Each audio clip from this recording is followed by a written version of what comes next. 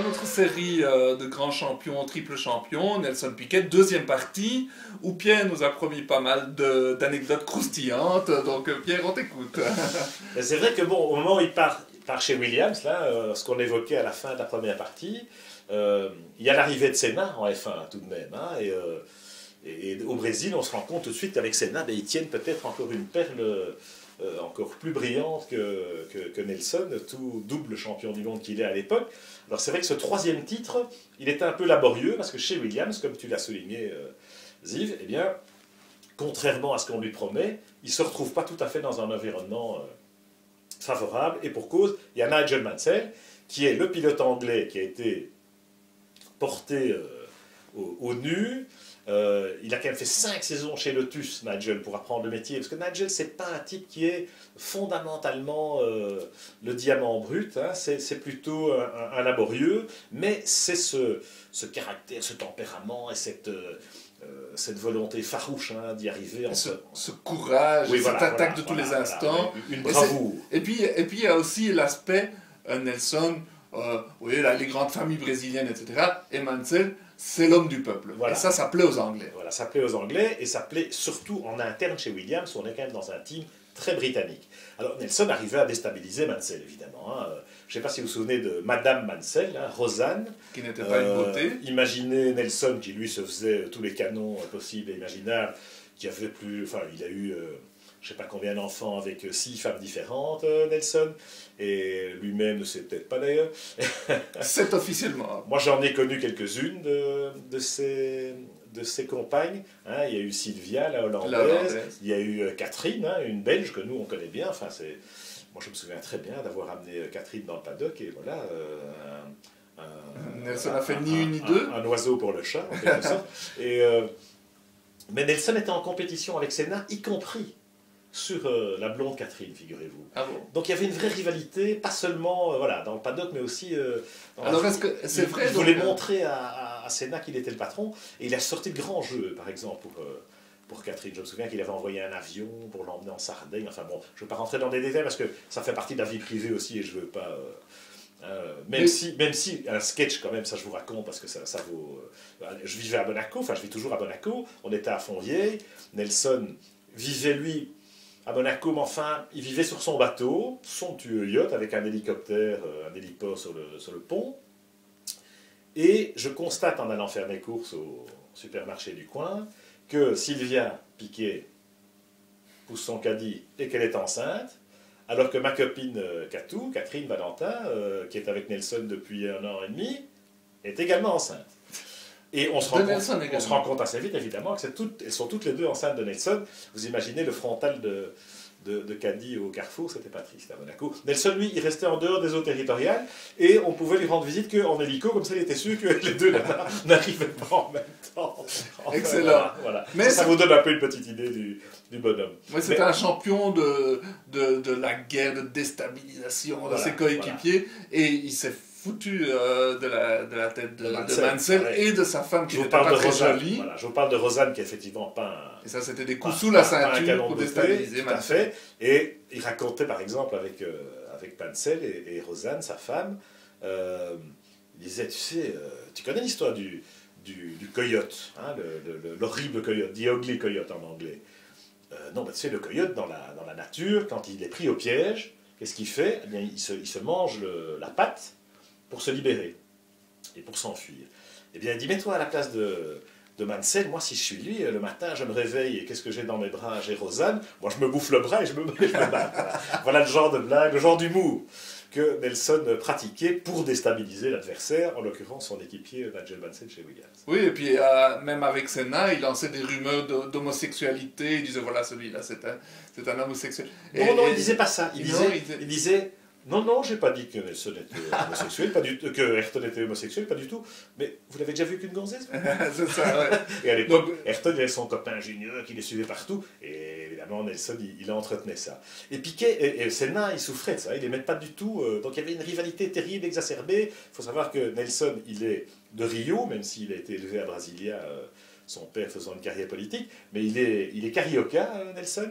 Ayrton Senna est de Sao Paulo, il est pauliste. Ça, c'est la rivalité. Je peux vous dire qu'au Brésil, on ne boxe pas dans la même catégorie. Et puis Nelson, évidemment, c'était le roi, il avait 2 titres, puis 3 titres, et puis il voit un Senna arriver qui est, dans le fond, le phénomène absolu, on en parlera dans une autre émission. Et qui, avec les Lotus Turbo, commence à faire des pôles et à tailler des croupières. Bien plus rapide que lui, évidemment, et alors ça fait mal, et Nelson, il lui reste plus qu'une arme, c'est son humour acerbe. Voilà. Alors c'est vrai que chez Williams, ils perdent un titre quand même en 86. Que Prost n'aurait jamais dû, normalement. Que Prost arrache au dernier Grand Prix. Bravo à Prost, par ailleurs, parce que il fallait être là, il fallait profiter de cette rivalité interne à Williams, parce que la Williams-Honda est évidemment supérieure, mais entre Mansell et Piquet, on se bouffe des points, on se tire la bourre, et effectivement, comme d'habitude, Williams ne se mouille pas et ne privilégie pas Nelson Piquet, contrairement à ce qui était prévu dans son contrat. Résultat des courses, ils perdent le championnat pilote, en tout cas.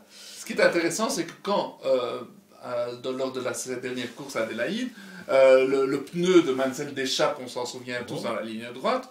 À ce moment-là, les ingénieurs se demandent est-ce qu'il faut arrêter Piquet parce qu'il y a un risque, évidemment, que ça lui arrive aussi.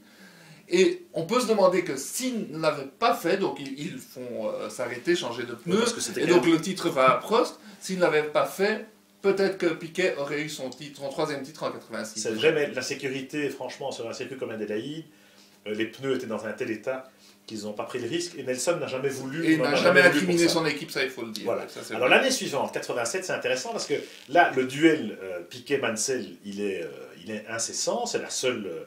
là, c'est une équipe qui domine complètement le championnat cette année-là, Williams-Honda, et... il faut dire qu'en vitesse pure, Mansell est plus rapide en qualif, il y a des courses extraordinaires, un Grand Prix de Grande-Bretagne à Silverstone. C'est rentré dans la légende. Il y a des dépassements de Nigel extraordinaires, mais Nelson est plus malin, Nelson est plus intelligent, il parvient à... fort régulier. À manœuvrer. Il a Frank Derny comme ingénieur, effectivement, et à l'époque, je me souviens qu'il donnait des fausses infos. Avec Derny, il s'arrangeait et il disait des trucs bidons à la radio et dans les débriefings. Il disait blanc, en réalité il faisait noir, et il faisait équipe avec Derny dans le dos de Mansell qui comprenait rien au film. Voilà. Il a même fait des trucs avec... Il y avait Ducarouge et Senna chez Lotus, et à l'époque il s'espionnait d'un team à l'autre à la radio, et il soupçonnait chez Williams qu'on les écoutait. Et alors Nelson, un jour, il dit, je ne sais plus qui était l'ingénieur en question, et il dit, oh oui, tiens, t'as vu, en parlant à Frank Derny, il dit, tiens, t'as vu machin, là, dans le garage à côté, oh, sa bonne femme, elle est bien, moi je l'ai sautée hier, elle est formidable. Et juste pour vérifier si le mec écoutait la radio ou pas, et s'il avait la réaction. Ça, c'est du Nelson ça, c'est du Piquet tout craché. Pour revenir à 87, ça se joue finalement, il est champion du monde, il a un terrible accident à Imola. Au printemps, et quelque part Nelson il s'est jamais remis de cet accident. Il a eu une espèce de commotion cérébrale, il a beaucoup souffert, il avait des maux de tête, il dormait mal, etc. À partir de cet accident, voilà. Il a joué les points à chaque coup plutôt que la victoire parce qu'il se sentait plus capable de la jouer. Voilà, et il gagne le championnat vraiment, voilà. Alors, il le dit lui-même, c'est la victoire de l'intelligence sur la bêtise, etc. Ouais. Parce que Nigel, lui, continue à attaquer, brut de fonderie, sans réflexion. Il y a beaucoup de championnats qui ont été gagnés comme ça, entre autres par Alain Prost. Et à Suzuka, Mansell, pour se battre pour la pole, avec Nelson le pousse à la faute, et Nigel fait un gros crash. Et se blesse. Donc le championnat est fini quelque part, KO de Mansell, et Nelson... ricane, d'autant plus qu'il avait signé chez Lotus, il partait de chez Williams, déjà depuis le mois d'août, ça avait été une grosse surprise, et donc chez Williams, évidemment qu'on voulait que Mansell soit champion du monde, et pas Piquet le traître qui allait partir chez l'ennemi, en plus avec les moteurs Honda chez Lotus. Donc, pour énormément d'argent, pour 17 millions de dollars. Un gros paquet de pognon à l'époque, ça c'est sûr. Et donc il gagne le championnat contre, quelque part, son équipe. Un peu comme Alain chez McLaren en 89, dans des circonstances un peu analogues. Et là, il passe chez Lotus et il s'en mord les doigts parce qu'il dit la voiture était vraiment nulle de nulle.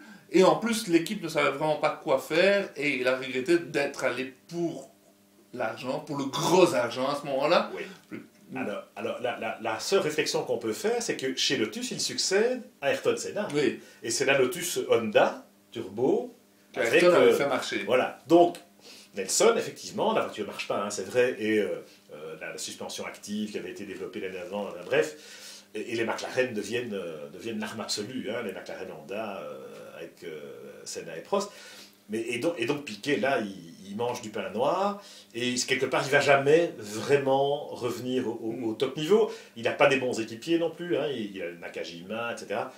Non, il ne va plus jamais vraiment refaire surface, même après, il va passer chez Benetton. Ils ont un moteur jeune, enfin c'est une catastrophe, donc là, il joue vraiment, il court pour le cachet. Et il finit sa carrière chez Benetton. Où il dit que c'était un peu mieux, que le châssis était bon. Je crois qu'il gagne encore une ou deux courses. Il gagne une ou deux courses, il gagne évidemment au Japon, hein, devant Moreno en 89. Et alors il gagne en 90 le célèbre Grand Prix du Canada. Ou Mansell en 91, pardon, je me trompe d'année. C'est en 90 qu'il gagne au Japon et en 91 qu'il gagne au Canada, quand Mansell cale son moteur dans le dernier tour en saluant la foule, alors qu'il a course gagnée avec sa boîte. Ou Nelson, de nouveau, avec son humour, il a dit que quand il a vu Mansell arrêter sur les bas-côtés, il a joui. Il avait joui dans la voiture, absolument. Voilà, et ça c'était... Pour ne pas utiliser un autre terme. De nouveau. Et alors, donc, quand on regarde sa carrière, on se dit, ok, tout a été d'une facilité déconcertante. Enfin, il y a eu des hauts et des bas, mais enfin, quand même, 3 titres, 23 victoires, une magnifique carrière. Il décide donc d'arrêter, tirer sa révérence. Non, il décide pas d'arrêter. Il fait 15 saisons de F1 quand même. Nelson, écoute-moi bien. Oui. Il est donc chez Benetton et il se fait massacrer par Michael Schumacher quand Michael arrive en 91, fin 91. Et il est laminé par Schumacher, hein, parce que je crois qu'en 7 courses, Michael est 6 fois devant en qualif, et même si Nelson marque peut-être plus de points, parce que je ne sais plus très bien comment ça c'est réparti. En course, Nelson a l'expérience, évidemment. Mais bon, donc c'est un peu le champ du signe. Flavio Briatore le laisse tomber, et là il a mal vécu. Je me souviens d'avoir été à Manicourt avec Thierry Boutsen l'hiver 92-93, et Piquet venait chez Ligier essayer de négocier pour continuer à rouler. Il avait il voulait pas arrêter la F1 comme ça. Ah, parce que quand on l'écoute, il dit oui, moi j'en avais marre, il était temps d'arrêter, et dans le fond, voilà, moi je te dis que je l'ai vu avec son avion à Nevers, et je l'ai vu chez Ligier, donc il venait encore chercher un volant pour poursuivre sa carrière en F1, alors que c'est vrai que franchement sa carrière était derrière lui. Il poursuit quand même un autre objectif un peu fou, c'est Indianapolis.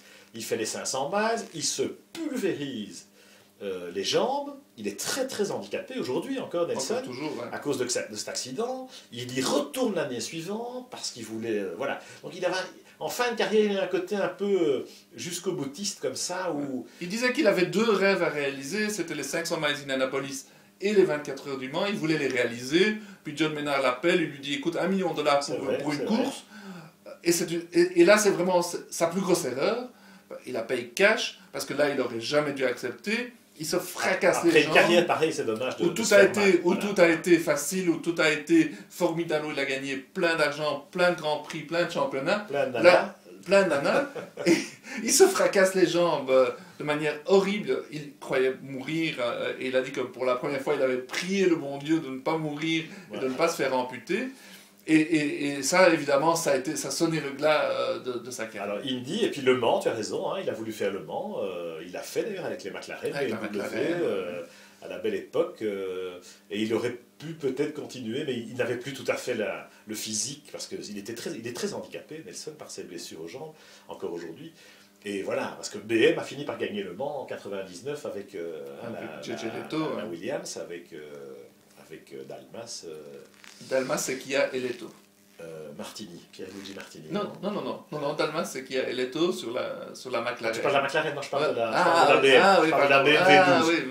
On va pas pinailler, on va pas parler du Mans. Pendant une heure. Voilà. En tout cas, Nelson, depuis, est devenu père de pilote aussi. Hein. Il y a son fils, Nelsinho, hein, qui a fait la carrière que l'on sait, dans les circonstances que l'on sait, où le père est très puissant, Nelson Senior. Il a fait une fortune immense au Brésil. Il est richissime. Avec un système de guidage de camions. Voilà, de GPS pour les transports routiers au Brésil. Brésil. Il a dit qu'il gagne plus par année que dans sa meilleure année en Formule 1. Voilà, et il est également distributeur Pirelli pour le Brésil. Enfin, il fait une fortune parce que c'est un homme d'affaires aussi. De nouveau, son intelligence. Son intelligence, voilà, et son réseau, naturellement. Bref, il est très puissant. Et franchement, quelque part, si Max Mosley est tombé, eh bien, c'est aussi Nelson Piquet qui a déclenché la chute de Mosley avec l'affaire du Crashgate de Singapour, Briatore aussi.